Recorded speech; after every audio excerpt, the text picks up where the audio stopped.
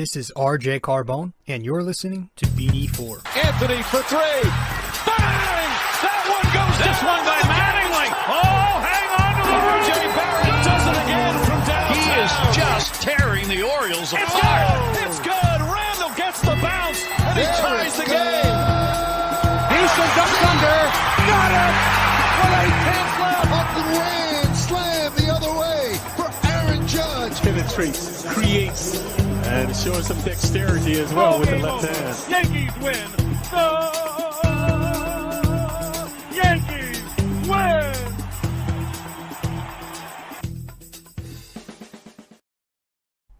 All right, what's happening, everybody? What is going on? I'm your host, RJ Carbone, for another episode here of BD4, episode 294 of the podcast. Welcome to BD4, where there's no better way to get your Yankees and Knicks analysis. Sunday, December 19th. Had to check there. As I am recording, as you are listening to this, it should be Monday, December 20th, unless you are a lazy bum and are listening to it later. I hope everybody's doing well on Sunday night, Monday night, whenever you're listening to this. Weekend went by quick, but that's because a lot was going on in the sports world. Today, just some Sunday night football. Just some Sunday football. Had a parlay down earlier, which I may have been on track for, but the fact that the Giants couldn't cover the 14.5 spread right out the gate ruined everything else. So that happened. The Giants are just terrible. Now, I don't know, I'm not the biggest NFL fan.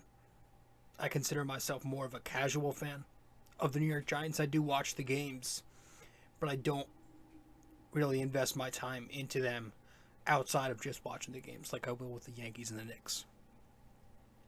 But I mean, just from watching them, they're just a bad team. They're just boring. They're very flat. And nothing they do really inspires any confidence. The quarterback situation is a joke. I don't think Daniel Jones is the guy, and I could have probably told you this back when they drafted him as a white kid from Duke. What's he doing as a quarterback for the Giants? I could have told you that. I don't think he's the guy. He's probably done, to be honest with you, at least for this season. But his Giants career may be up in air. There's only a handful of games left. I think he's done because he got hurt. But I don't know what they're going to do there. Barkley just hasn't looked the same. Is it because their offensive line is absolute garbage? Sure. That has to, I'm sure that plays a role, but he just doesn't look the same agility-wise, power-wise, since he's returned from his big injury. I don't know, man.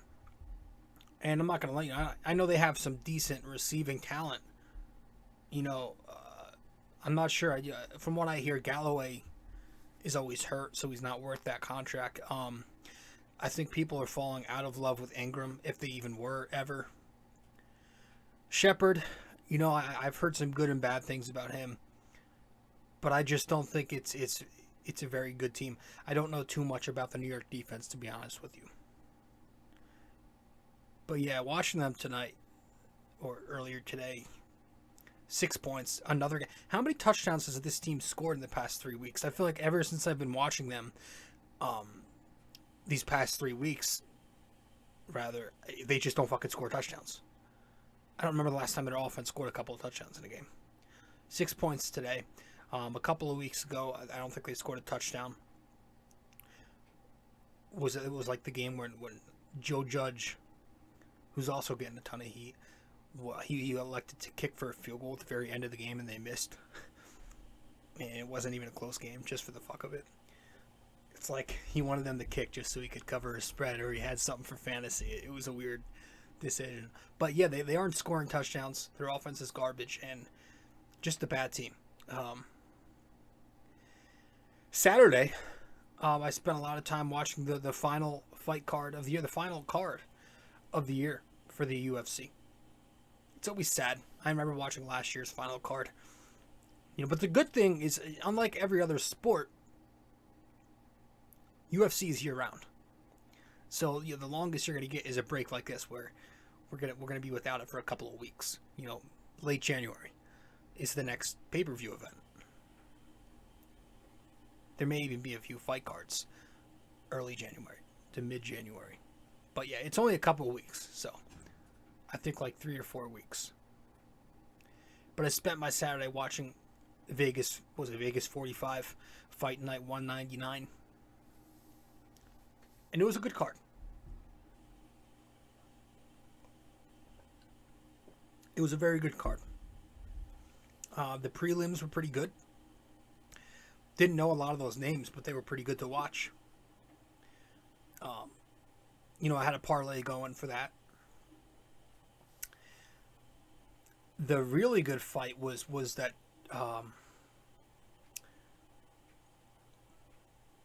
it was some Brazilian chick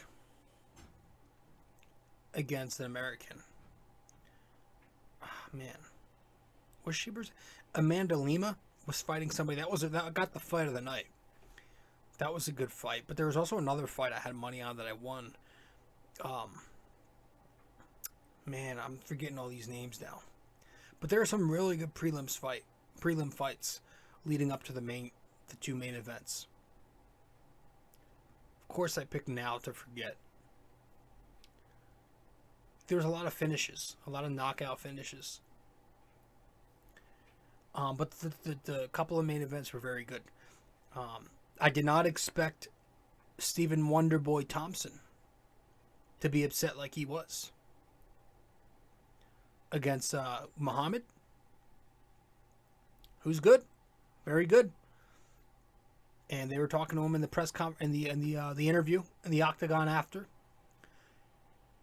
calling out Usman, calling out Leon Edwards. So he's hungry. He's not going to get that right away, obviously, but he proved a lot of people wrong.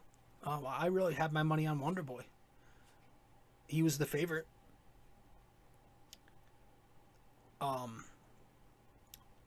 Wonderboy was actually on the final card of 2020 as well, because I do remember watching him, and he won that one. But he takes the loss here in his final fight of the year. And then we get to the main event, which was also very, very good. Derek Lewis is a monster. Derek Lewis is a monster. And he gets the knockout against... Now, Derek Lewis, he was actually the underdog. Going up against, and I might pronounce his name wrong, so excuse me if I do, Chris Daukaus, a former police officer.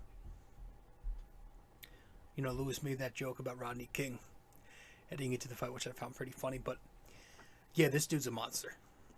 Another knockout victory. He's the knockout king. He's got the most knockouts in UFC history. And it was funny because they were, who was it? Bisping. Bisping was interviewing him after the fight. And he asked him, do you think you should get a title shot now here in heavyweight?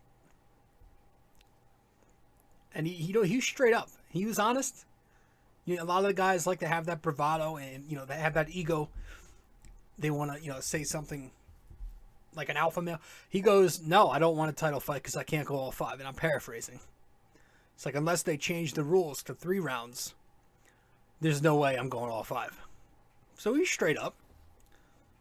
And I mean, he don't look like he's got the cardio for that shit. He's a big fucking dude. But I thought that was interesting. He knows where his limits are. But he is a monster. He is fun to watch. He's got power. And it was a hell of a year, man, for UFC. Just all in all. I had so much fun watching this.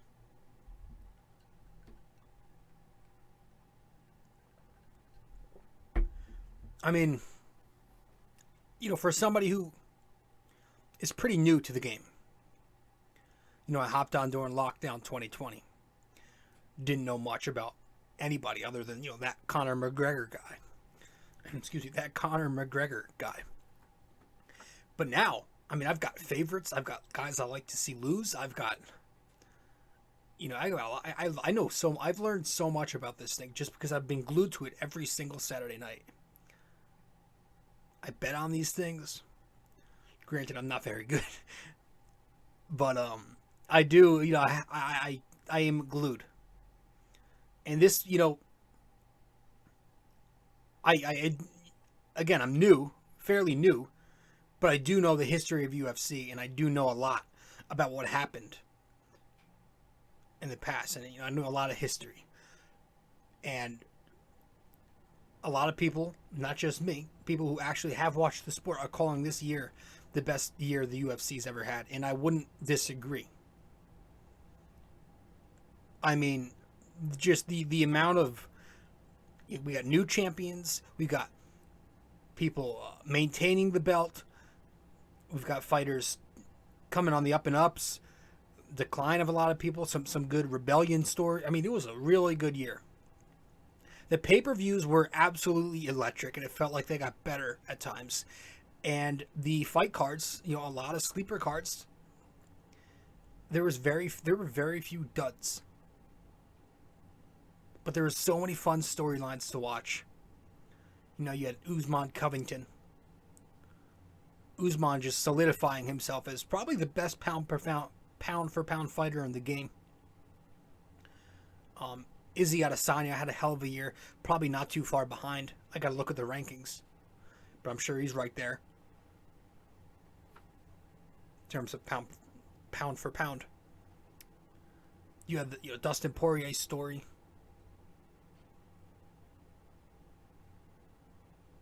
Thankfully, he beat Conor twice. Got his money. Padded that resume a bit. And, his future's kind of up in there. We don't know yet.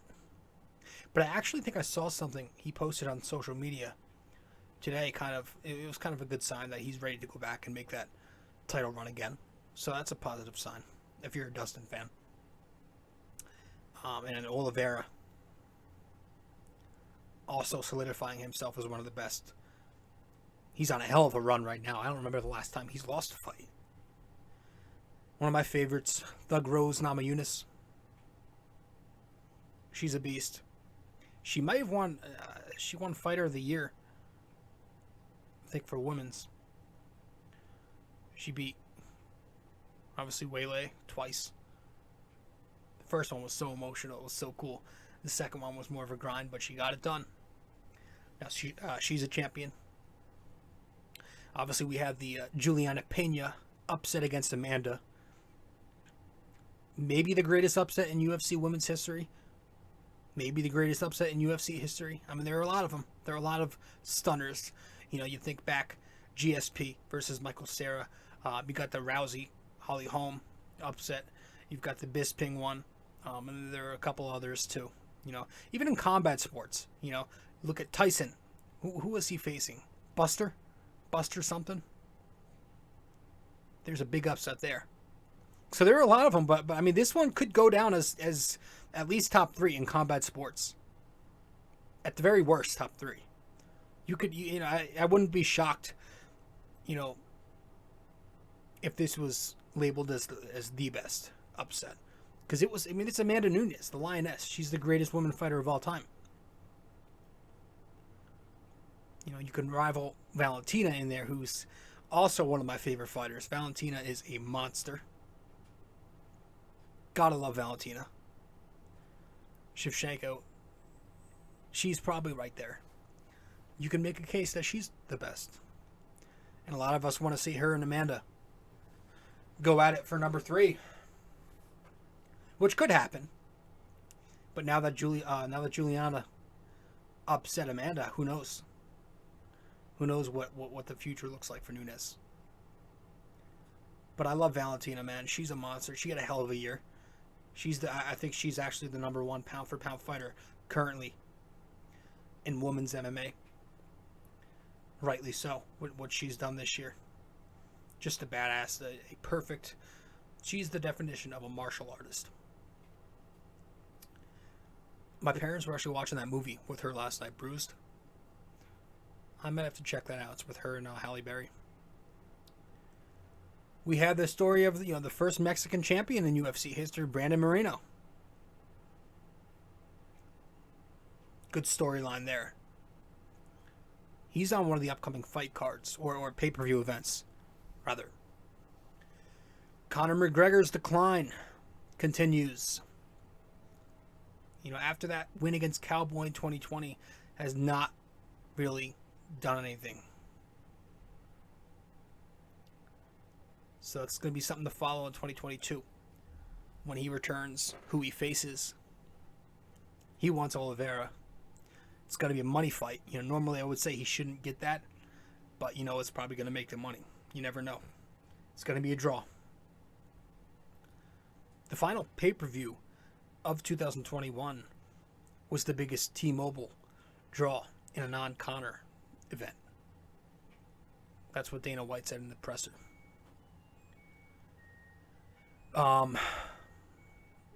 Jose Aldo showing he still got it, and that might even be an insult because he's still very dominant. Glover Teixeira showing he still got it. Champion of the light heavyweight.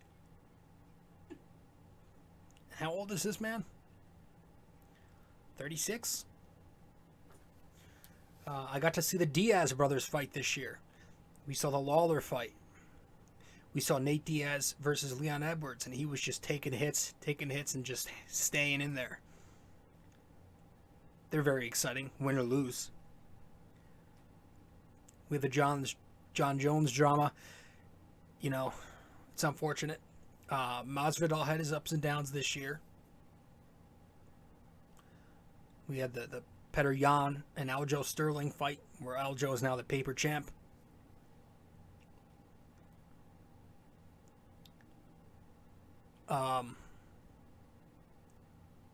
Vittori, took that loss against Izzy, but he bounced back against Paulo Costa at the end of the year. One of my favorite fighters, Cheyenne Bays, or I think it's now Velismus. Hell of a last couple of fights for her. Good story for her. She's gone through a lot. But I'm glad for her. She's winning. She's getting paid. Gaethje Chandler fight was good. Gaethje's a monster, and he's probably the next one up to get Charles Oliveira. Chandler, 3 fights into the UFC. He's only got 1 win, so he's got to... his next fight better be a win, man. We have the Ortega-Volkanovski storyline. The 2 Ultimate fighters. They finally fought, and that was a crazy fight. How Brian Ortega was getting his ass beat, but he gets Volkanovski in that choke, and somehow the guy does not tap, and he gets the win eventually. It was a monster fight. One of the greater fights of the year, if not the. It was a monster fight. It was a fun fight, even though you knew who you knew that Volkanovski was gonna win the entire time. Just the fact that Ortega stayed in there and he almost pulled it off. Sugar Sean O'Malley on the up and ups. He had an electric year. One of the better fighters on the feet. You never see this guy go to the ground because he's always just dominating people on his feet. He's aggressive and he gets the knockout. Hopefully he gets some ranked fighters, some higher ranked fighters in 2022. Derek Lewis, we talked about him. Francis Ngannou. The guy's probably, again, talk about Usman, Izzy, the pound for pound guys. He's probably right there, top 3. His greatness is amazing. He's so ripped, dude. He's huge. And he's going to go against Cyril Gane in January on the 270 card. That's going to be a fun one because, the Ngannou is big. Gane's got a lot of skills. So it's going to be really cool. It's going to be a banger. The whole card's going to be sick. And I hope we see more Holly Holm in 2022. I hope we see more Miesha Tate. Those two are also some of my favorite fighters to watch. I know a lot of people don't like Tate. I don't know why. But yeah, it was a hell of a year for the UFC. I know we're dragging here. We're supposed to talk Knicks, so we're going to get to that. So let's head to break. When we get back, we'll talk Knicks Celtics. All right. Be right back. Hey guys. So I've noticed that only a small portion of you who watch the podcast on YouTube are actually subscribed.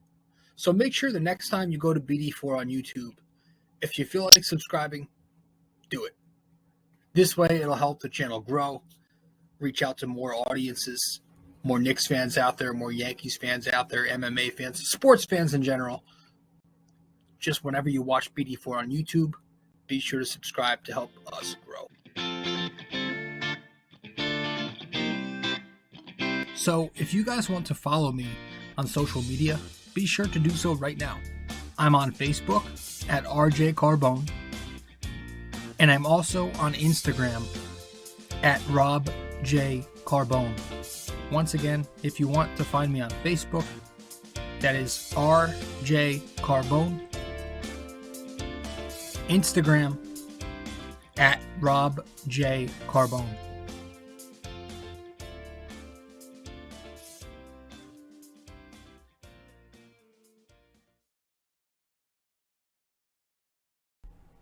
All right. So episode 294 of the podcast tonight. I'm your host, RJ Carbone. Welcome to BD4, where there's no better way to get your Yankees and Knicks analysis. The Knicks played last night against the Boston Celtics, and they took the 115-107 loss at TD Garden, the fake Garden. Knicks obviously without a whole bunch of players. They were without 6 players to China Protocol. Barrett, Grimes, Toppin, Knox, Quickly, and McBride all sat out with COVID. And then a 7th player missing in Derrick Rose, sitting out with a sore right ankle. So, you had Kemba Walker rising from the undergrounds, from 6 feet under, climbing out and getting the start. And maybe to Tom Thibodeau's unfortunate, goes out and makes a statement for 29 points, 5 3-pointers on 11 attempts, 6 rebounds, 3 assists. Kemba has a big night. Fournier also going. He had 32 points to lead the squad. He shot 13 for 24. 5 rebounds, 3 assists, 2 steals, 1 block. So it was nice to see both of our off-season acquisitions put up in the same game. Right? For a change.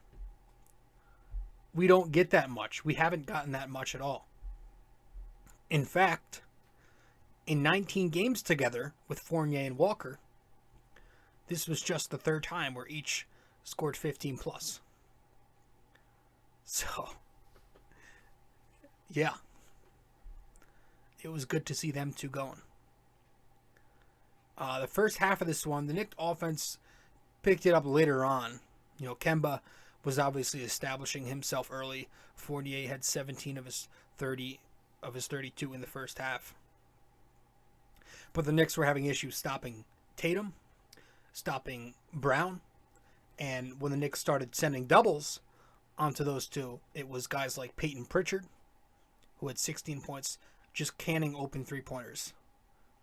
Especially in that second quarter. I counted at least 3 from him. Knicks enter the third quarter down 15 points. But that's when they made their big push. A huge, I think it was like a 17-2 run out the gate for New York. You got to credit their defense first and foremost, because that's what led to this run.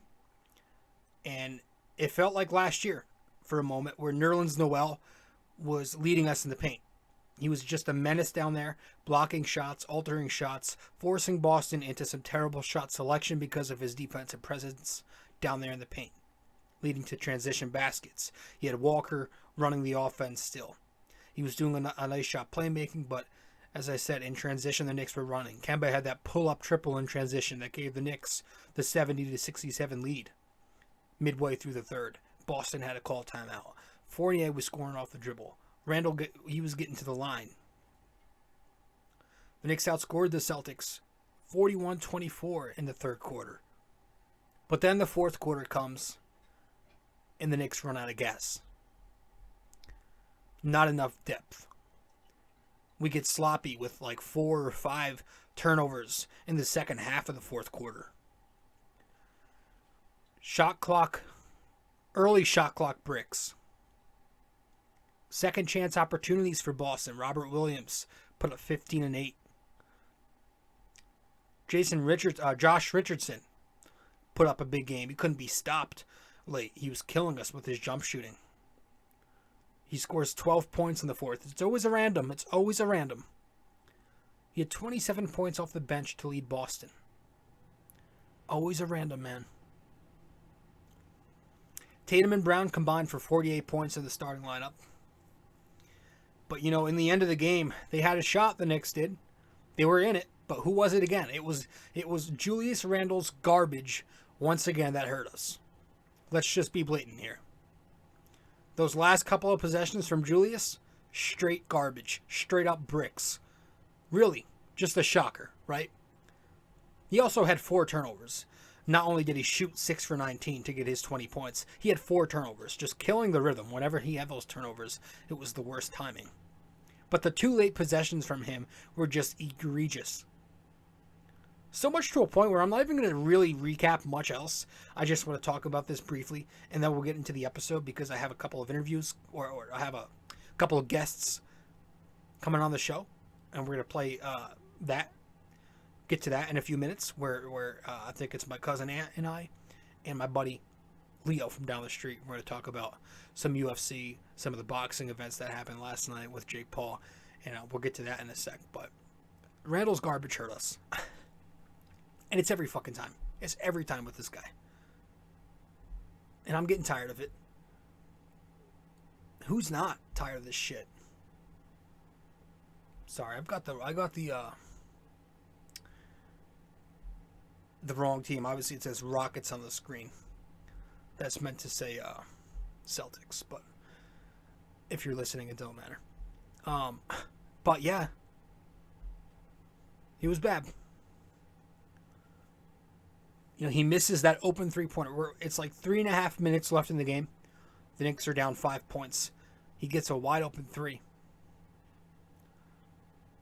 Completely misses it. Then, later on in the fourth, with under a minute to play, you had Fournier getting that really big defensive stop. Then Randle goes ISO, and he chucks up another brick. And then Richardson kind of puts the cap on it on the other end. We can't keep doing this, man. We cannot keep doing this. I am so tired of it. Julius Randle, time and time again, proves he's not a crunch time player. He's not. He's a fraud when it counts. Let's be honest. He showed it to us last season, all of last season. Missing clutch shot after clutch shot. He showed it to us in the postseason big time with absolute duds against the Hawks. And he's showing it to us again. Whether that's missed shots, missed free throws, turnovers, whatever. We're seeing it in a variety of ways, and we're seeing it happen a ton of times. Enough times. Enough times to where we better start changing our game plan here. And whether that be late, it doesn't even have to be in the clutch. And I mentioned a couple of episodes ago, or last episode, 293, talking about the Knicks and ATOs. There were 2 ATOs last night against Boston where we reverted right away to Randle again, and it didn't work out. Why do we have to limit ourselves? Why do we put a limit? Why does it have to be Randle? If he continues to show he's not the guy, why does it have to be? Fournier had the hot hand. 32 points. He had 24 shot attempts. He was being featured all night. The Knicks were running plays for him. They were running through Fournier.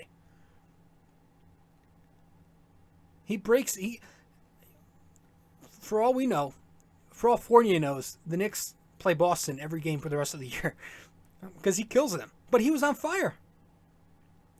Right? He was on fire. In the third quarter, we scored the most points we've ever had in the quarter this year with 41 points. Randle didn't make a single field goal. So he has to recognize this. He has to recognize that, hey, other guys are hot. I have to be a leader here. You know, especially, it's more maddening because Julius was actually distributing all game. And it was working well. He was getting guys involved, and he was taking it to the paint. But all of a sudden now, late in the game, you wanna go and be the hero again? No, it's not working. That game plan's got to switch up. We cannot continue to do this. I was listening to another podcast for the Knicks, and they were saying how Randle, 40% on his open three-pointers last year. This year, wide open three-pointers, he's 20%. I'm just so tired of it, man. I'm so sick of it. It's the same generic offense. Everything has to be around Julius. Why can't we go to the hot hand? And so many times, too. It wasn't just Fournier last night. You know, how many times have we seen RJ Barrett have a good game? But he doesn't really get that possession late in the game because it has to go to Randle. We have to isolate him. I'm so tired of it. I'm tired of Thibodeau's bullshit with him. I'm tired of Randle's bullshit. His disgusting attitude, his garbage body language. And I don't want to hear about referees. I don't care about the refs. So Randle's got to stop bitching. Thibodeau's got to stop bitching. I don't care. I don't care about the goaltend, Wally Szczerbiak. I don't care. Stop. You haven't earned that respect if you're Randle, if you're the Knicks. You've got to stop worrying about officiating and go play your game. Because everybody deals with this shit. This is the human factor of the game. It's going to happen. Deal with it. You have so many moments where you can make up for it, and you haven't. I am sick of Julius Randle. I'm sick of it. And Tom Thibodeau, you know, he's got to step it up because his offensive rotations, his rotation right now is not it. And he better hope that when everybody gets healthy again, he finds big time playing time for McBride, for Grimes, for Obi Toppin. Quickly. Those guys better get minutes because the way they've played before they all went down with the coronavirus, it is an absolute travesty to see them sitting on the bench all the time now. I mean, could you just imagine the shit that Thibodeau is going to take if everybody gets healthy and they go back to their bench rules? This team isn't going anywhere either. But even if you're the Knicks, you don't have that mentality of tanking just yet, right? You're 13-17, awful, but you're still in the thinking process of, okay, we still have a chance to win. You still think about it. You watch these games. When do we usually go on these runs? It's when we're playing fast, when we're running the break, and the ball is moving and players are moving. But when does that happen? That usually happens when the younger, more athletic unit is on the floor, right? When the bench is on the floor, when the kids are taking the floor. Take note of it. Watch it. I'm sure the eye test is there, but I'm sure it's on the stat sheets too. Play the kids. Not everything has to be Julius Randle playing point forward. He's not LeBron James. He's not. He played over his head last year. He's obviously not the player we all thought he was. We've got to stop it because the moment that we finally accept the fact that Randle isn't that guy, it'll be better for everybody. We can finally run the offense through our guards, and it'll be a little bit better for everybody. But shout out to Kemba Walker. You know, he had a good game last night, man. He showed up with the 29 points. I don't know if that changes much when everybody gets healthy. I still have a feeling he's going to be bought out because the comments he's making, and he made another comment last night in the post game, kind of tell you otherwise about his future here. Kind of tell you that he doesn't really. They asked him about it, and he's saying, "I just want to play." So I'm thinking he's going to be bought out.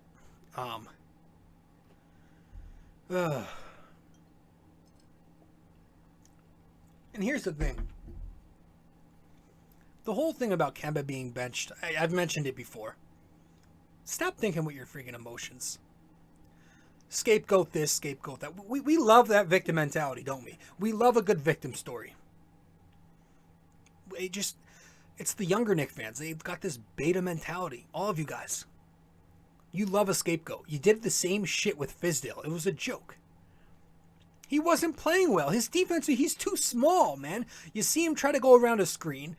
You put him in a pick and roll. He has no clue what he's doing. He wasn't going out hard enough on his closeouts. Screwing up on rotations. I mean, he wasn't playing well. Let's be honest. The offense was not the same. It wasn't good. Not damn near good enough to mitigate those defensive deficiencies. I mean, he was not playing well. He was not scapegoated. He was benched because he was not playing well. And Thibodeau, an NBA coach, tried to do what an NBA coach would do. Tried to shake things up. And all right, let's see if we can get a different look in there. And you get what you pay for. You paid $8 million, so it's not like you were kicking a 30 points per game prime scorer getting superstar money out of the rotation. No. Kemba Walker at his decline, getting paid $8 million, got benched. That's it. So it was good to see him play well last night. I don't know that I expect that going forward. Okay, he's no scapegoat, so I don't give a shit what Jamal Crawford has to say on Twitter. I don't give a shit if some Knicks fan is going to tell you he's a scapegoat. I don't think. Just stop thinking with your emotions for once. We've got to stop thinking with our emotions. Stop playing the victim game. He wasn't playing good basketball when he got benched. And the majority of Knicks fans were on board with the benching. But now all of a sudden, they want to call this guy a scapegoat. He had a good game. I'm proud of him. I'm happy for him. He's a good dude. But I'm not going to sit here and pretend that he should never have been benched. And that it was some abominable act by Tom Thibodeau. Right, I've been on Thibodeau's ass all year. I don't think he's done a great job this year. But the whole Kemba shit it's gotten too much to me. It's like, let's calm down. We'll be right back. Hey guys, I hope you're enjoying this episode. But first, I also want to let you know I have another blog. The blog I'm writing for is on ultimatesportsnetworks.com, titled The Bomber Walker Blog. If you want to go subscribe to this blog, you should do so using my promo code 6A2841ERJC. Using that, you'd get a discount $7.99 a month to get the best Knicks and Yankees opinionated content around. Once again, guys, the Bomber Walker blog on ultimatesportsnetworks.com using promo code 6A2841ERJC, $7.99 a month.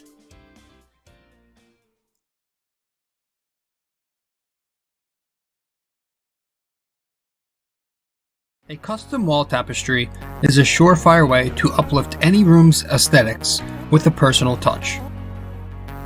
This 100% polyester wall tapestry comes with hemmed edges for extra durability, while its mildew and water-resistant properties ensure years' worth of decorating bliss. The advanced tapestry printing techniques guarantee crisp detail even for the craziest of designs in any of the multiple size choices. You can select a size of 26 by 36 inches, 51 by 60, 68 by 80, and 88 by 104. These wall tapestries usually ship in 7 to 10 business days, and the price ranges from $24.99 to $69.99, all dependent on the size you select. The Bomber Walker blog wall tapestries come in orange, gray, and black. But most importantly, be sure when purchasing a wall tapestry for the Bomber Walker blog that you use promo code 6A2841ERJC. 6A2841ERJC. Just go to ultimatesportsnetworks.com and click on the Shop MVP tab, searching the Bomber Walker blog. And there you have it.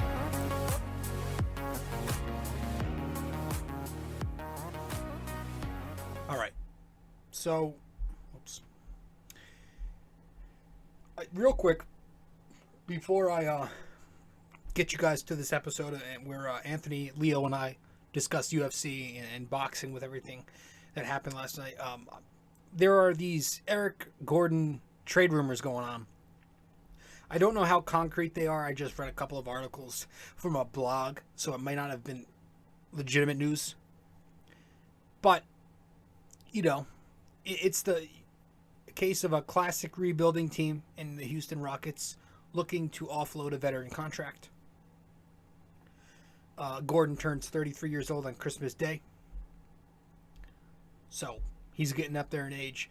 No real fit with the Rockets right now.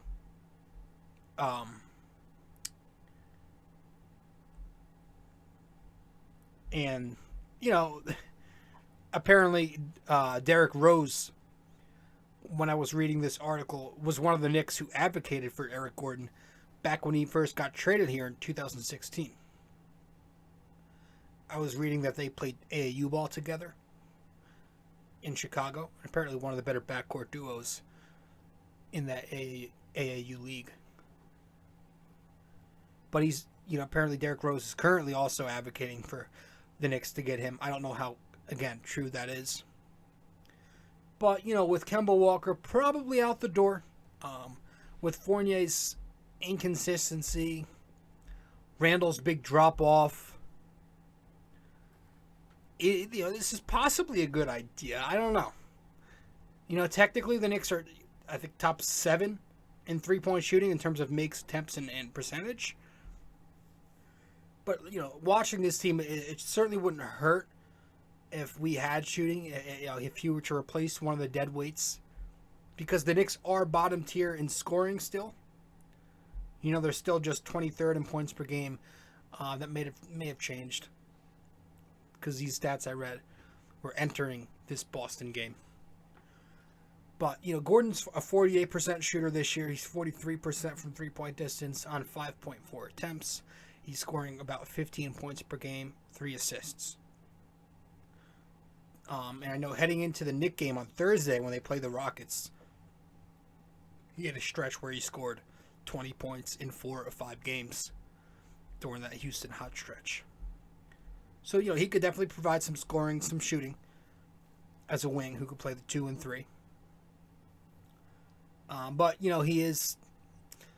You don't want him to take too much playing time away from the kids. He is 33 with some injury history. And that contract isn't exactly the best contract in the world. Right? But, just something I thought I'd throw out there. He's owed, I think he's... So we'd have to pay the remainder of his $18 million this year. He's fully guaranteed next year to get $20 million. I think he's also owed $21 million the year after that, but that's only with incentives. If the Knicks win a title or if he's an all-star. So I don't think either of those are very much possible. But yeah. Just, I just saw that rumor and thought I'd give my thoughts on it. But that's it. We're going to get to the episode where I discuss UFC with my buddy Anthony, or my cousin Anthony, and my buddy Leo. Talk about UFC, the year it had, and we'll probably also touch on the boxing events that took place last night. So we're going to get to that. I hope you guys enjoy it. First, let's head to break. Then we'll wrap it up with the NYY-NYK question of the day. Be right back.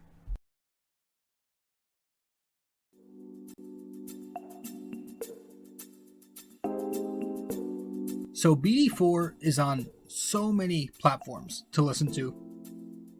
You can listen to us on Apple Podcasts, Google Podcasts, SoundCloud.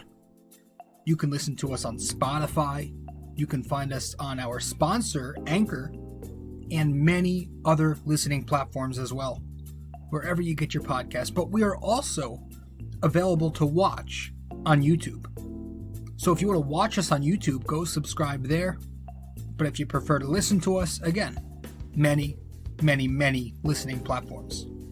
Just be sure to subscribe, download, give us a rating, a review comment, share the podcast, and all that fun stuff.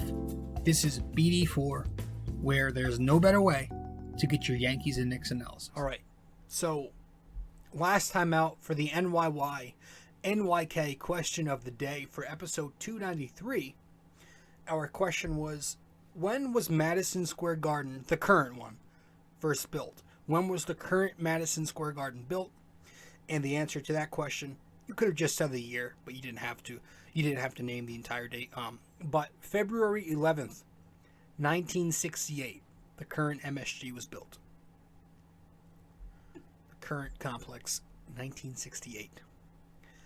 But this episode, our NYY-NYK question of the day, for episode 294, simply, who led the Knicks in points per game during the 2006-2007 season? Who led the Knicks in points per game during the 2006-2007 season? All right, let me know the answer. Who led the Knicks in points per game during the 2006-07 season? Whether that be on Instagram or Facebook, let me know via DM or the comment section once I publish the promo to this podcast on there. And we're good, and I'll give you a shout out if you get it correct. Guys, thank you for tuning in. I appreciate it. I really do. I'm your host, rjcarbone. This is episode 294 of the podcast. And we're going to get to it. We're going to get to the middle or the second half of this episode where Anthony, Leo, and I discuss UFC, boxing, and more. All right, I hope you guys enjoy the rest of the episode. And hope you enjoy the rest of your day. Let's get to it. All right. Little Dick cannot make it, but we are going to my neighbor's going to join. Your neighbor? Okay. How about I met him? I'm going to invite him right now. All right. I don't think what'd you say? Where's Chuck at? Why Chuck ever come on? I know, he's out to dinner tonight with his mother. Is that all right with you? Yeah. Chuckles. No Chuckles. Bye. Where's Dingo Man at, man? Yeah, for real. He ghosted me again. You're right. No, I forgot to text him. You know, give it to him. He probably don't even fucking remember. You know we can't get Zoom on his Nokia. For real. Fuck that. We'll get him someday. Fuck it. Yes. I unfortunately didn't watch any fights last night. It was did you see the replay from Jake? Yes. Oh my god. That was sus, man. Fuck me. That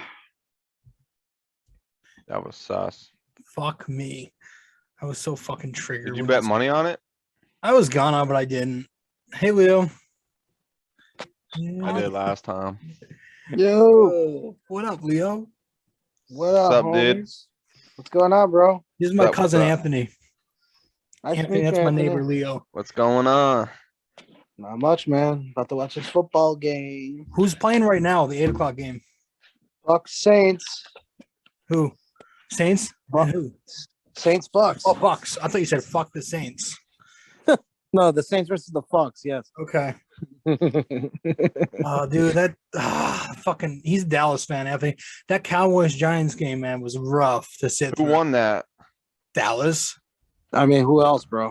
Ooh, Come on now. hate to see it. Can't. Come on Dude, now. You know. I don't remember the last time we scored a fucking touchdown this season. Listen, Oh, Rob. You guys went from Jason Garrett to Freddie Kitchens. I hope you guys know that. yeah. That's rough. Anthony's a Vikings fan. Yeah, we suck this year. No, that's even rough because they should be better than where they are. Yeah, we lost a lot of close games. Who'd I mean, play you with? guys should have beaten us. You guys should've lost beat to a the lot of Vikings- teams. The Lions. You guys lost to the Lions. Yeah, dude. How embarrassing. Oh, you Well, play the Cardinals are in that list now. playing tomorrow. Who we play tomorrow? I forget. Chicago? Oh, What, the Knicks? No, the Vikings play the Bears. I think the Vikings should win that one. Oh, I said the same thing. Then the defeated Lions just Yeah, but you know what? The Lions play hard, so they're unpredictable. They had nothing to lose too, so Yeah, I mean, also think about it. They should have had at least more than a couple wins already. They should have yeah. beaten. They shouldn't beat you. They should have beaten you guys in Minnesota, which you guys kicked that field goal. Then they should have beaten the Rams, and then they should have beaten the Ravens. But freaking field goals. I don't know. Yeah. So I mean, they're not as bad as people think they are. They're just they just play hard. All right, Leo, let's get the elephant out of the room. Your fucking boy won again last night. He's 5-0. I don't give a shit about him, but I mean, I was watching it and it kicked out as soon as the knockout happened. And so he texted me. I'm like, "Are you fucking kidding me?" And so I went. Let's talk some conspiracy here. Okay, you start. Talk some conspiracy. Because I don't know. Let's hear this. Okay. Is this true that in his contracts, if the fighter knocks Jake Paul out, they don't get paid? Is that true? That's false. That's false. That's false. Where did you hear that? And I just Dude, he put his left down and he just got sucked. It was over. Well, there, like Covington, for example, had said something about that and stuff. But I did watch the glove twitch, and a lot of people are saying that they kind of planned that, but other people were saying Woodley was just anticipating a body shot. Dude. Yes, it was 100%. You see that he was anticipating a body shot, because if you see it, Jake was he was swinging that way, but then Jake, and say what you want about Jake. I mean, yes, Rob doesn't like him and blah blah blah, but the dude's got a lot of power. I will give you that. He's got power on that right hand, and he kind of knows how to use it. He's been training a good amount of time now to learn that. And I'm not saying that he's this world champion, because it's never going to happen with him, but he's a decent boxer for what he's doing right now, and it's working.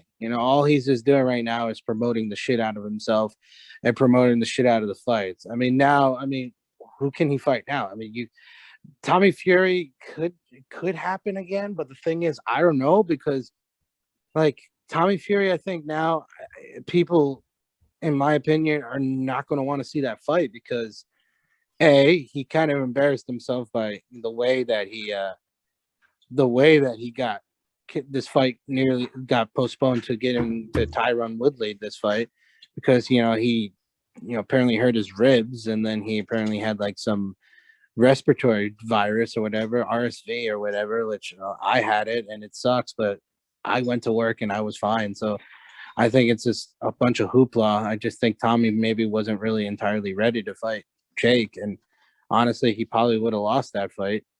But what do you think about Jake calling out Usman, Masvidal, Nate Diaz? That's just stupid. I mean, I think Nate Diaz makes sense, because Nate's got one more fight in his contract, right? So Nate has to fight apparently one more, and then his UFC contract's over. And Nate wants to, Nate's fucking Nate. He wants the belt, which I think is just stupid at this point, because Nate is just promotion right now. Nate is literally, call me crazy, but he's become Jake Paul. He's just basically using his mouth for promotion. And and he's the only thing that's different about him and Jake Paul is not many people like Jake Paul. A lot of people love Nate Diaz, so it kind of helps. But Nate is not a belt or a championship contending fighter. I'm sorry, it's just flat rule. Like, why does it always have to be an MMA guy going over there? Why every single time? Every single time. Well, clearly, I think Rob, and maybe Anthony can listen to this as well with what I'm going to say, is I just think he knows that he can't really fight real boxers. Let's be honest. Yeah, he knows. That's he cannot. I mean, if he could, Tommy was perfect, because Tommy is similar to him in a way. He's starting to become a boxer, right? So that they're kind of on the same level. Maybe Jake a little bit better than him, because Jake actually knocks people out, and like Tommy doesn't really knock out that many people. But it just makes sense to him fight UFC fighters, because they're thinking, these guys are amazing athletes, and okay, They have, some ability to box, but I can win those fights. He's clearly not going to fight people that he's going to, he could lose to. He's not going to do that. Like, now, like, why he fucking picked Tyron Woodley. Because he knows he can beat him. Dude, I was so upset. The whole fight, I don't know if you watched the whole fight. It was so boring. He was hugging. I saw the whole fight. It was terrible. Tyron Woodley. I was about to write this down on my Facebook that Tyron Woodley should be embarrassed on this performance than he did in the first one. Because in this one, it looked like he was going, like he wanted to hug him. It looked like he was like, "Oh my God, I love you, Jake." Because like he didn't even hit him that hard. Like the only time he actually hit him was like during the round where he got knocked out. When he realized that, maybe I'm not going to win this fight, because if it goes to decision, it's going to Jake's way, because in a way, Jake, in my opinion, was winning that fight. And I don't know. Tyron Woodley is just washed. I think he really should reconsider fighting again, because in my opinion, I think he's finished. He's 40 years old. Yeah, dude, it's over for him. He hasn't won a fight in I don't think he has ever won a fight since the Harlem Shake was like the number one song in the country. Like, it's been that long. Here's my thing with Jake. He all of his opponents are just out of their prime. Yeah. Like Ben Askren and Woodley. Nate Robinson, dude, really? Oh, I'm not even gonna bring up Robinson. But that was the beginning. All 5 guys he's fought, not one of them have been a boxer in their prime. No. Well, Tommy was going to be the first one that could be like the real test. And that's what I want to see. I know. I'll tell you what, if Jake beats Tommy, then holy crap, he's legit. I'll give him credit. For sure. I mean, he's still kind of legit because he did knock out Tyron Woodley, but at the same time, Tyron Woodley was known for a heavy striker in the UFC, but his main thing was wrestling. He just had a heavy hand. Yeah. Well, I'm going to tell you this though, man. Not only he knocked him out, he destroyed Tyron Woodley. That knockout put him to sleep. Dude, went straight night. That shit was crazy. All right. I want to talk real quick about UFC, because it was a hell of a year, man, for UFC. It was a great year. Yes, it is. Absolutely. And I was at Leo. I was down the street watching with you 269. Anthony, I don't know if you saw that card, the one me and you and Mike were talking about. But it was a good card. Oliveira took the win over Dustin with the submission. Then you had Amanda getting tapped. She tapped to Pena. It was a hell of a card. So, Anthony, I don't know if you saw it. I saw the highlights of the Oliveira fight. Yeah. I was happy for him. It was a really good card. Me too. Dude, so I think Dustin put something out on social media today saying he's not done and he wants to make another run for that title. It'll be the 3rd time. I'm going to be honest with you, Rob. I think he definitely has a shot if he wins his next fight, because he's probably going to drop to maybe 2 or 3, and maybe 3.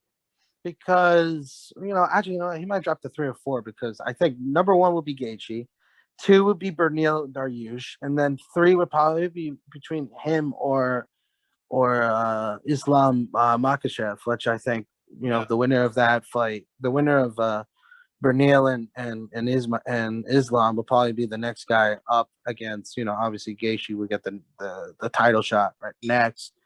And probably that will be coming up anytime soon, because I think Oliveira is quite healthy enough to fight soonish, maybe in like a few months or so, maybe. Yeah. But I think Dustin, if he wins, Dustin will probably fight the loser of the title fight, and maybe he'll bounce back from that, or he'll fight like maybe a Dan Hooker or some stupid shit like that, because in a way, that kind of get him back to into title contention. But if I'm Dustin Poirier, that's 3 times he's had a chance on winning a belt, and he's 0-3 in that chances.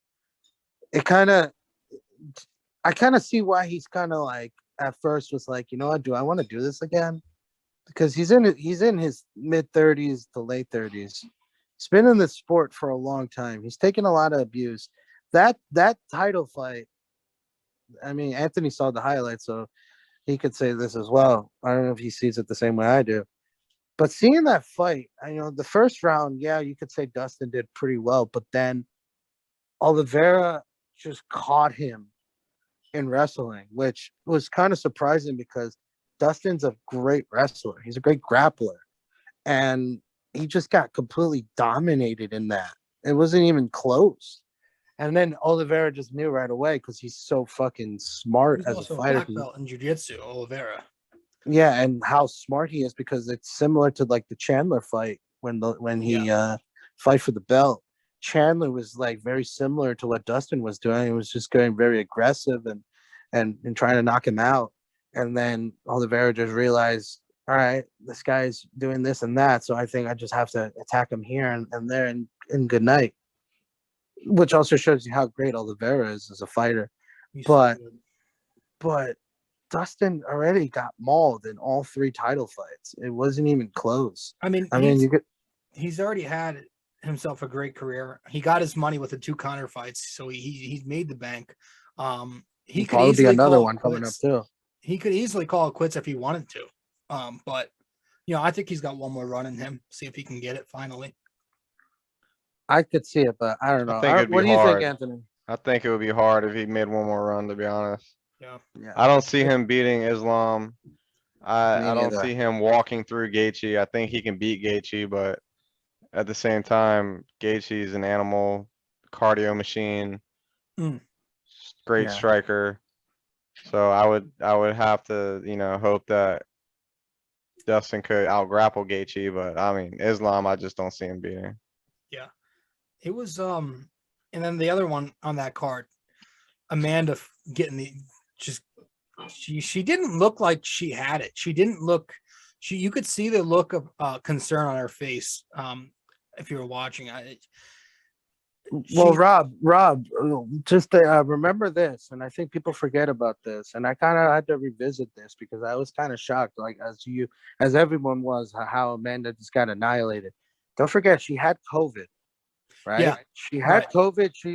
What I've seen from a lot of these UFC fighters is it's really tough to recover from COVID. You can ask guys like what's his face, Hasmat Shumayev, who was considering retiring after recovering from takes a from big COVID. hit on your conditioning and your cardio. Yeah, exactly. And you could tell that in that fight, she didn't look right. No, that's what I'm saying. You could see she just didn't look like Amanda Nunes that we're used to. She's also getting older in age. Yeah. She's also a mother, so it's taking a lot of her time. I wouldn't be surprised if she fights one more fight and then maybe just call it quits. You don't think we're ever going to get the trilogy? No, never. I think that ended after that Pena fight. Gosh damn it, man. I know. I wanted that. I've been wanting that because I love Valentina, and I think that would be a hell of a fight. It would make the money. It would be a hell of a draw. But it'd be the biggest women's fight since Cyborg and Amanda. Yeah. Where do you put that upset? Do you put it because I know there are a lot. There's the GSP Sarah upset. I put it up there with a Rousey upset. I didn't see anyone beating Amanda Nunes, man. Yeah. She was like the Rousey. Dude, we were joking on the podcast last week about it, and you said, you were telling me, imagine if you I put should have bet down. money, man. I would have made a good little stack, dude. Hell yeah. You know what? I have to agree with Anthony on this one. I think it's up there. I think it may be even number one in my opinion. I think it might be tied between her, that lost Pena versus Nunes, and probably Sarah versus GSP, because as a fan of the sport, and I watched that Sarah GSP fight when I was in my early teens. Dude, that was crazy because that was when GSP was GSP, right? Yeah. Like this man is literally, everybody was scared of GSP, right? Because he was just knocking motherfuckers out. And Matt Serra from fucking Long Island, this fucking like Gimli looking motherfucker, just comes in and just freaking wrecks him. He literally submitted him. He knocked him out and everything. It was just fucking beautiful to watch. And that was just like, holy shit. And then you saw the rematch, how easy GSP just completely destroyed him. So like it just shows it was an upset. It's up there. It's up there. And Holly Holmes and Rousey definitely deserve that, because Anthony was saying that as well, and I think I agree with him on that, because that one was a big one, because that was when Ronda Rousey was like the biggest, not women's fighter of all time, biggest women's fighter in the game. She was the biggest fighter in the game. Like a lot of people were tuning in to watch her fights because of how dominant she was with her armbar and shit. It was just like everyone's like, "Oh fuck this! How am I going to stop this girl?" But then think this she's freaking self-destructive though. yeah, she is. Well, you know. clearly saw it after that loss. She never got back. Yeah. And then the saddest fight I ever saw was her versus Nunez. That was absolutely just that was like the Chihuahua saddest thing fighting I've a ever tiger, seen. dude. I felt like, really bad for Ronda because I just knew that was going to destroy her. Absolutely. You know. It's like a Chihuahua fighting a fucking lion. Like, what do you think is going on? It was she went to WWE after that, right? Yeah, but I don't even. Is she doing that or? I don't fucking know. Yeah. No, dude. Ronda. Last time I saw Ronda, Ronda's living. Her husband is Travis Brown, who's a former MMA fighter, and no, she just became a mother, so she wants to start her family. She's got the money. She's good though. Yeah, she definitely got the money. She made a lot of money in WWE, and she made a good amount of money in UFC. And you know, just her being Ronda Rousey is that helps. You know, she's a legend in the sport. So, I want to touch on Conor real quick, because obviously he's still recovering and he's expected to be back middle 2022.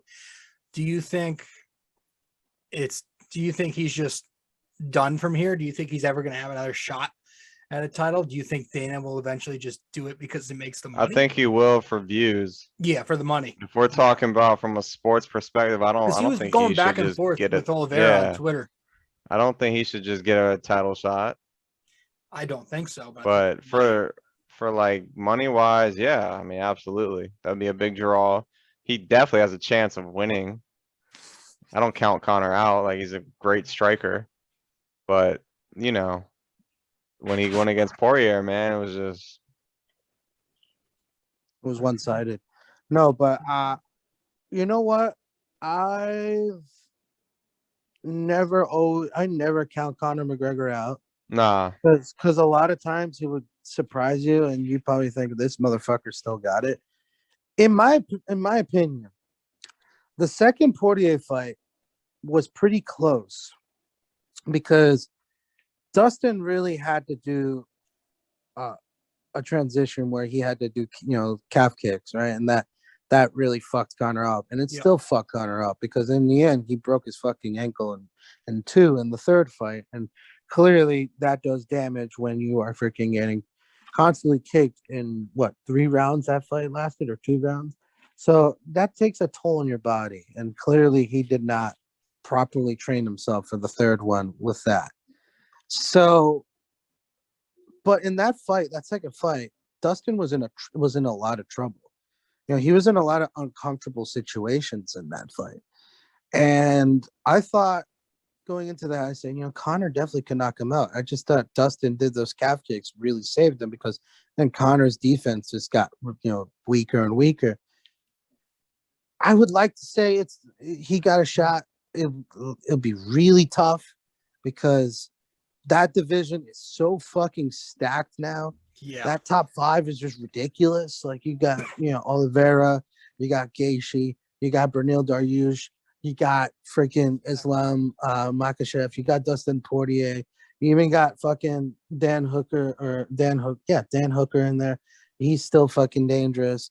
You still got a bunch of dangerous dudes in there. Don't forget Rafael dos Anjos, who's clearly looked like he's drinking from the fountain of youth, and he's still looking pretty good.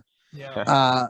And if he goes to welterweight, it's even tougher, because then you're gonna have to fight guys like fucking Colby. You're gonna have to fight guys like Jorge Masvidal and Leon Edwards and Usman. And I don't even think he can win any of those fights. So in a way, I don't know what he's gonna do. Does he go back to what you call bantamweight or where he or what you call light. What's the one under lightweight? Light heavyweight, Bantamweight? and then Should no, be it's featherweight. light middle. Featherweight. Does he go back to Featherweight. He was. And does he have a chance against Volkanovski? Maybe because he's a little bit bigger Dude, than Volkanovski. Volkanovski's the number 2 pound for pound right now in the rankings. I don't. Yes, I just don't see Connor. I don't know. I think his elite days are over. I He don't know. definitely can't go to welterweight. He definitely can't go to welterweight. No, welterweight, he's fucked. He can't fight. Yeah. He can't do that. There was also we had the first Mexican champion in UFC history. Brandon Moreno, baby. Brandon Moreno this year. That was a fun little run he's been on. He's so great. he's on the 270 card, I believe, right? Yeah, he's in this next fight. Yeah, he's in this next fight. Who is he going with? Again, the trilogy with Davison Figueiredo. Oh, he's he's right under him. Okay, so it's a title Listen, fight. that division is fucking very light. It's those guys are gonna fight like 4 or 5 times. Like that division's just fucking so light there. Yeah. Maybe he'll fight. Cara France from the New Zealander, the New Zealand guy that knocked out fucking what's his face? Cody Garbrandt. But like those two are clearly the best fighters in that division, and they're gonna fight a lot more. And this one, I'm gonna tell you right now, is a toss-up. I mean, Brandon won that second fight, and he was that first one was so close. I think maybe Davison could win this one, but it has to be like a submission, because if it goes to straight brawl, Moreno's going to win that 9 times out of 10. Yeah, he's fun, dude. He's quick. Adolfo Vieira is on 270. He's a multiple-time jiu-jitsu world champion. I've been following him for years. Oh yeah, Is he on the undercard or is he on the main card? He's on the undercard. Okay, He's on the undercard. He's a good fighter. Yeah. And obviously the main event is 270. It's Francis and Cyril Gane, right? Yeah. Oh fuck yes! I can't wait for yeah. that fucking fight. That fight is going to be one of the best fights of the year. We were talking about that. We were saying how it's like power versus skill. This is the Cyril worst Gane possible. This is the worst possible matchup for Ngannou, in my opinion, because Cyril Gane is he's like an octopus. You can't you would think this guy. First off, you see this guy. He's so fucking big. He's maybe just as big as Ngannou. But the thing is, he's so quick and he's so good at submission. He's got power. He's got this. He's got that.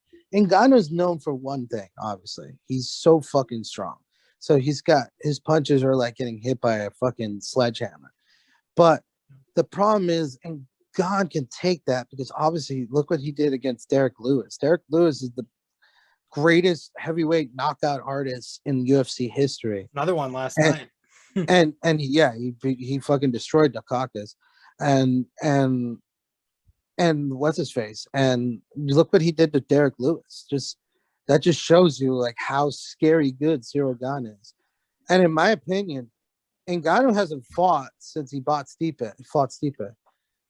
And Francis has been at times can be distracted on the outside of the octagon, because now he's the heavyweight champion of the world. He does take a little bit of the fame juice, I guess, that he's getting right now. And Cyril Gane is a guy that's just like, he's just a fucking killer. This dude. Yeah. This fight's gonna be insane. This is gonna be an insane fight. I can't wait. Look at Greg Hardy's opponent. His record in professional MMA is 59-16-1. Yeah. Jesus Christ. That is a lot of fights. Yeah. That's gonna be a fucking. You know what? Greg Hardy. Hey, listen, Greg Hardy. Greg Hardy shouldn't be on that fucking main card, man. They promote Greg Hardy really well in UFC. Yeah, I have to say that.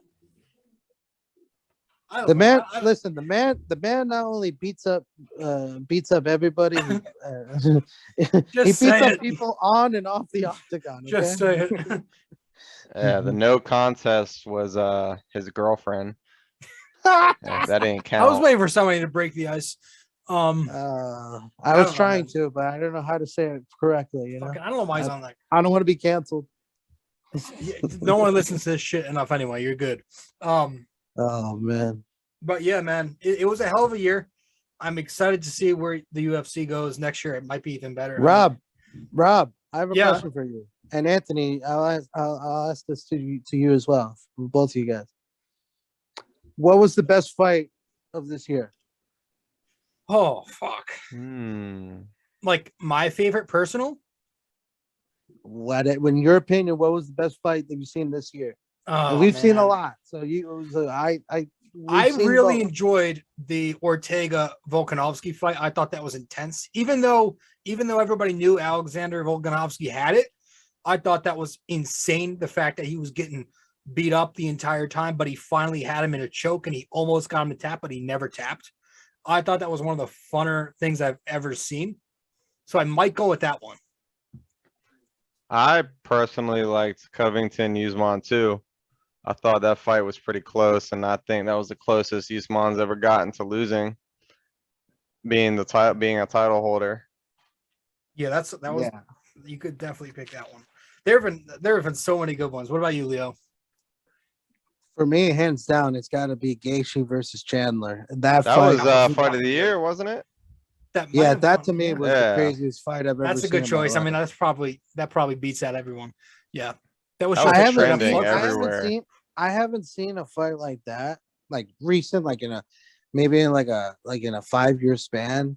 Yep. Probably the bad motherfucker fight when Nate was fighting Jorge, because if that fight continued, that would have been like very similar to what Chandler and Gaethje fight was, because those were like two dudes who were getting their asses whooped, but they still kept going and they were just beating the shit out of each other. That's what I think what the sport's all about. Just a lot of heart, courage, and sacrifice, and those two dudes put it on the line, dude. And that was an amazing fight, and that was a great card because that was the same card as Usman and Covington. So that was an insane card, as you are making a great, because then also Valentina fought that fight as well, I think, if I'm not mistaken. And we all saw how severely one-sided that fucking fight was. So yeah. Do you guys think John Jones is going to make a comeback to the UFC? Yes. There's no question about it. But is he gonna do good in heavyweight? That's the bigger question. Yeah, that's a big test because because the real test is, all right. Once they win that fight between Ngannou and Gan, right? Right. So those two, the winner of that fight will probably have to fight Stipe again. Where's my video? And Can you guys see me? No, we can't. Don't worry about it. I'll get it in a sec. Keep talking. So, all right. So I was just saying, the winner of Ngannou and Gan will probably have to fight Stipe Miocic one more time, because I think Stipe will get a shot. I think Stipe will fight next. And then probably after that, if John Jones is ready and 100%, I'll fight the winner of that fight and prepare, because one of the things you got to understand is John Jones, yes, he's a fucking messed up human being. Well, let's say flawed human being, to be nice. And clearly has some personal issues, but Dana loves him because Dana knows he can make a shit ton of money, because John Jones brings a lot of fans over, and he is the greatest MMA fighter of all time. People are going to want to see him fight, especially at heavyweight. It'll be interesting. That's what makes UFC different. It's like so political. Like that would never fly in any other major league sport. Like absolutely never. not even in boxing either. Yeah, so I mean, I get why he does what he's doing Dana wise, but like, where do you draw the line? Like, seriously, dude, it's tough. Where do you draw the line? It's a tough situation, man, because how can you say no to John Jones? You suspend Nick Diaz, MMA fighter of all time, for smoking marijuana. You literally suspend Nick Diaz for smoking marijuana, and then you have John Jones with cocaine, a hit and run on a pregnant lady, DUIs, firearms charges, domestic assault. Like, Listen, he has Greg Hardy fighting there. That also tells you. Yeah. Oh man. You know. All right. So Boxing, but also you have to give credit for Dana for what he's done, because Dana will give the fights that we all want, right? Absolutely. Like everybody wanted to see. That's all he Covington cares and Usman about. too. He just wants to see a good fight. He doesn't care what you do. Because look at boxing. Like boxing, we've been clamoring now. Like for a good example, and Rob, I mean, he's kind of new into boxing. He has not followed boxing like he does with unlike with the UFC. You know, he's always on UFC, but boxing, you know, the heavyweight title, right? Everybody wants to see fucking now Tyson Fury everybody wants to see Tyson Fury fight Usyk, right? The guy that beat Joshua, right? But obviously he's going to get that rematch against Joshua. And then Fury ended up having to fight Wilder, but we were close to getting a Fury Joshua fight, which I think that would have been one of the biggest fights in boxing in a long time. But we never got that because obviously there was some contract bullshit going on, and like he has to fight Wilder, and clearly Wilder is nowhere near the skill set of Tyson Fury. And that third fight was yes, it was a really good fight in the end, but we didn't want that fight. And the same thing you could say about like other fights, like Gervonta Davis and Ryan Garcia. You know, obviously people want to see that fight because obviously Ryan Garcia is a great fighter, very popular on social media. But he's a really good fighter. He's got a great record. And Gervonta Davis is literally one of the top boxers in the world right now, and he hasn't really fought anybody good in a while. And that would have been a big fight, but clearly that fight was supposed to happen like 3 years ago, and we're still waiting, right? Yeah. So that just shows you the flawness in boxing and how great Dana is when it comes to putting in fights that we want to fucking see. Well, we'll see what happens. So that's pretty much it. I only have a couple more minutes until I get kicked off because I don't have the pro version of Zoom. So we got to wrap this up. Wow. But no, thanks for coming on, man. I appreciate you both coming on. It's going to be a fun 2022 for the UFC. Absolutely. I mean, they're kicking it off with Ngannou, and then right after that, you got Adesanya. Yep, Izzy. Izzy had a hell of a year too. Forgot to mention him. And he's fighting Bobby Knuckles. Yes. Yep. Yeah, it's going to be a fun time. That's a good fight. I'm very thrilled for it, and I have to. We got to figure out a way to get to one of these events, man. All three of us, we got to go. Stop betting on fucking fights. I gotta start saving my money. $10 in losing it on fucking bets. All right, guys. Thank you, Leo. Shout out your own podcast. I know you got Say No More podcast right now, going strong. You got a lot of guests coming on it, and you're doing a great job there. So Say No More. You guys can find that on Apple Podcasts, iTunes, Spotify, many more. Guys, thank you so much. Thank you, guys. I appreciate it, Rob. Appreciate you, Rob, and thank you for giving a shout out to Say No More. All right, let me end it. All right, guys. So that was the episode with Anthony, Leo, and I. That was the second half of this episode, 294, where we just discussed some UFC, some boxing, and some of the NFL at the top of the show. But hope you guys enjoyed that conversation we all just had, and it was a fun year for sports, but it was a really fun year as we discussed for MMA. I'm excited for 2022, and it's going to be really cool. As a relatively new fan to this sport, I can't help but to show my excitement, so, and I hope, like I've been saying, to make it someday, but I hope you guys enjoyed this episode. I hope you enjoyed episode 294 of BD4, where there's no better way to get your Yankees and Knicks analysis.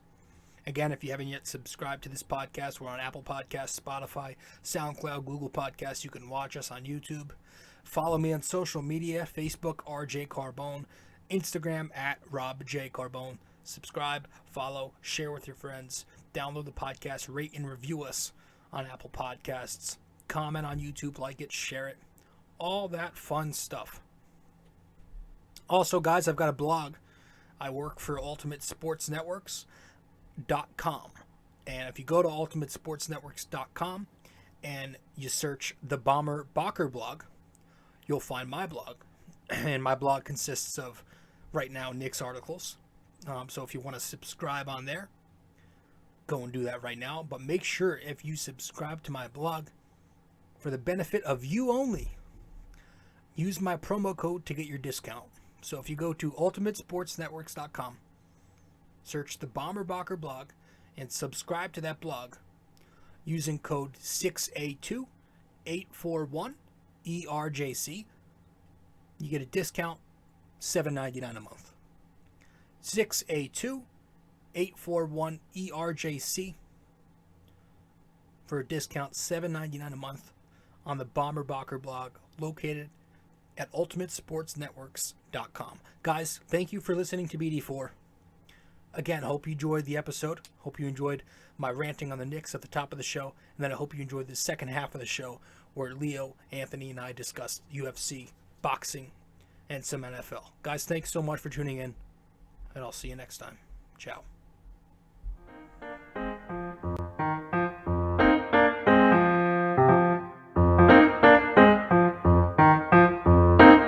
This podcast is brought to you by Anchor. It's the best way to make a podcast. Download the Anchor app or go to anchor.fm.